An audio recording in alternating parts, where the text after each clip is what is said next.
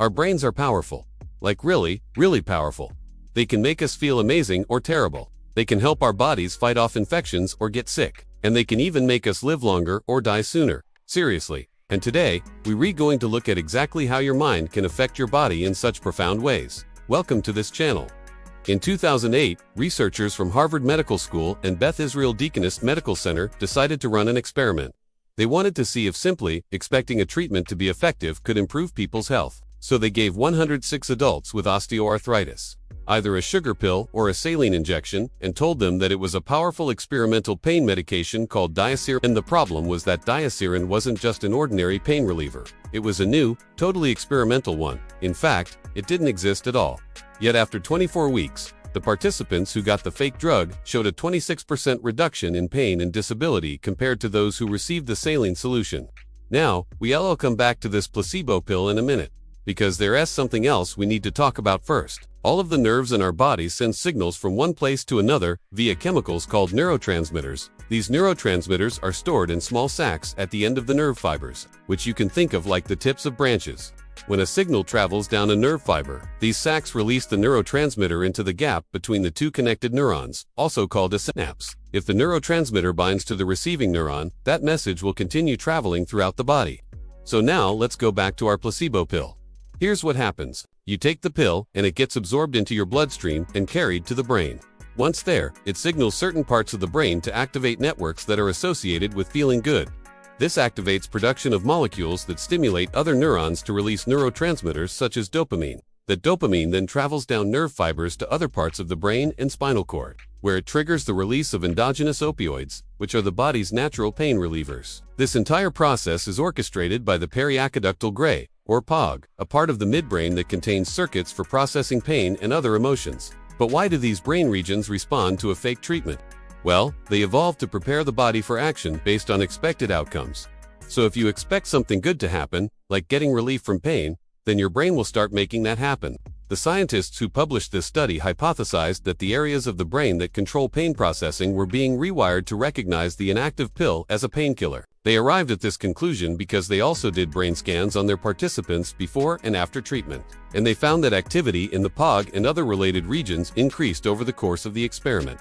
What's more, this rewiring effect lasted for at least 6 months after the study ended.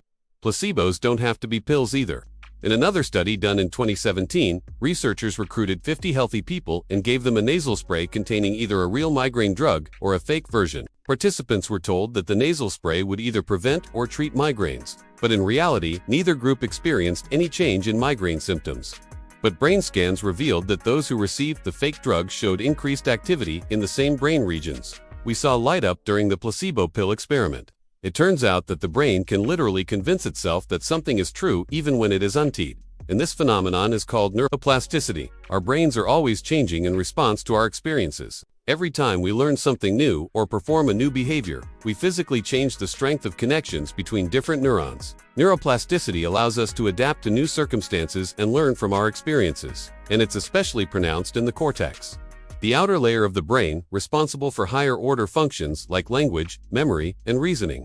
Scientists can actually measure these changes in connectivity using brain imaging techniques like fMRI or functional magnetic resonance imaging. So here's how it works. When you first learn something new or do something you've never done before, you'll see changes in the strength of connections between neurons in the cortex. These changes continue as long as you keep practicing the behavior. But once you stop, the connections will eventually return to what they were before. However, if you continue to repeat that behavior over and over again, those connections will become permanent. Basically, you'll change your brain by changing how you use it. Neuroplasticity might also be at work in a phenomenon called spontaneous remission, which is when symptoms disappear without any treatment at all. Spontaneous remission is relatively common in certain conditions, like irritable bowel syndrome and even cancer. We don't know exactly how it works, but some researchers think that it happens when the brain changes the way it processes pain signals. For example, one study of spontaneous remission in multiple sclerosis found that participants who experienced remission had less activity in the thalamus, a region in the midbrain that relays sensory information to other parts of the cortex. Thalamic activity is thought to play a role in amplifying pain signals, so reduced activity in this region may dampen pain perception. But while neuroplasticity is likely at play in both placebo effects and spontaneous remission, they're not the same thing. One major difference is that the placebo effect is intentional. People choose to take a pill or receive an injection with the expectation that it will improve their symptoms. Spontaneous remission, on the other hand, occurs without any intervention. We don't know exactly what causes it, but it probably has something to do with lifestyle factors, stress management, and coping mechanisms. There are other differences too. For example, spontaneous remission tends to occur over longer periods of time than the placebo effect, which typically kicks in within a few hours of taking a pill. Spontaneous remission is also more variable. Some people will experience complete resolution of their symptoms, while others will see only partial improvement.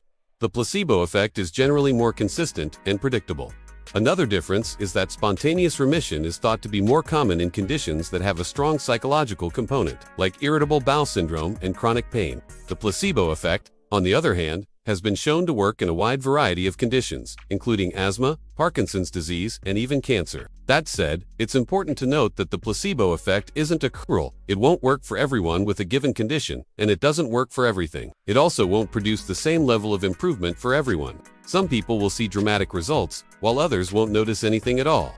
Although the placebo effect is most commonly associated with positive outcomes, it can also have negative consequences. And when that happens, we call it the nocebo effect. A 2019 study, for example, found that people who were told that a new headache medication might cause dizziness and drowsiness were more likely to experience those side effects, even though they were taking a sugar pill. In fact, the nocebo effect is so powerful that it has been associated with serious adverse events, like seizures and heart attacks. In one case, a doctor in India prescribed a placebo to a woman with epilepsy, telling her that it was an anti-epileptic medication. She ended up having a seizure and was hospitalized. Another man in India took a placebo for angina, which is chest pain that's caused by reduced blood flow to the heart. The doctor told him that he might experience nausea, vomiting, diarrhea, and headache as side effects. He ended up having a heart attack and died. But the nocebo effect isn't always so extreme. Sometimes it can be as simple as feeling queasy after watching a public service announcement about foodborne illness. Even knowing that something might make you sick can sometimes make it happen. So it turns out that your mind can heal your body as well as harm it, and that's not all. It can also influence how well you respond to actual treatments. One study found that the strength of the placebo effect is related to how much trust people have in their doctors. Another study found that people who had a positive attitude toward chemotherapy were more likely to survive than those who had a negative outlook. This all goes to show that the mind-body connection is a powerful one. Your thoughts, beliefs, and expectations can have a profound impact on your health. And that's both good and bad. Researchers are still working to understand the placebo effect and nocebo effect, but they're already developing ways to harness the power of the mind to improve health outcomes. One approach is to use mindfulness-based therapies to help people focus on the present moment and let go of negative thoughts and emotions. Another approach is to teach people how to control their own pain by changing the way they think about it. These therapies are still in the experimental stages, but they hold a lot of promise for the future of medicine. In the meantime, though, it's important to be aware of the placebo effect and nocebo effect in your own life. You might be surprised at how much power your mind has over your body. And that's why it's so important to be careful about what you say to patients. Doctors and other healthcare providers can have a powerful influence over their patients' health, both for better or worse. That's why it's so important for them to be honest and transparent about the risks and benefits of treatments. For example, a doctor might be tempted to tell a patient that a new medication is guaranteed to relieve their pain, even though it might not be. Or they might be reluctant to prescribe a placebo because they don't want to deceive their patients. But it's important to remember that the placebo effect is a natural phenomenon that's outside of anyone's control. Patients should be told the truth about their treatment options, but they should also be given the opportunity to make their own decisions. If you enjoyed learning about the incredible power of the placebo effect, I'm sure you'll love our video on the placebo effect. We explore the surprising ways that our brains can trick us into feeling better, worse, and even dying. Just click here to watch. Thanks for watching.